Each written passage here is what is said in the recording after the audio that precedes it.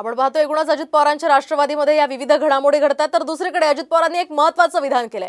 आधी राष्ट्रवादी मग भाजप असं एक वर्तुळ सुरेश धसांचं पूर्ण झालंय असं विधान अजित पवारांनी केलंय।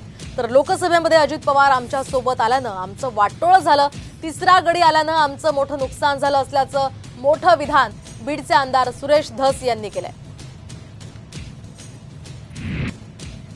मला आठवतंय की त्यांनी सुरुवातीला भाजप नंतर राष्ट्रवादी आता पुन्हा भाजप असं एक वर्तुळ त्यांचं पूर्ण झालेलं आहे। पण एकदा असं देवगिरीला आईंना पण घेऊन आले आणि इतरांना पण घेऊन आले, मला एक परवानगी मागितली। मला कसली परवानगी मागतो, नाही आईला पण आणलेलं आहे। परवानगी कुठली मागावी, दुसरं लग्न करणे। आमचं जे लोकसभेला आमचं जे नुकसान झालेलं आहे, आमचं वाटोळं झालेलं आहे, त्यात मूळ आमच्या पक्षामध्ये तिसरा पक्ष आला। आमच्या दोन पक्षामध्ये तिसरा पक्ष का आला हेच लोकांना सहन झालं नाही आणि त्याच्यामुळं सिंपत्ती जी आहे ती समोर गेली आणि मुळात लोकसभेला नुकसानच तुम्ही आमच्या बरोबर आले म्हणून आमचं झालेलं आहे।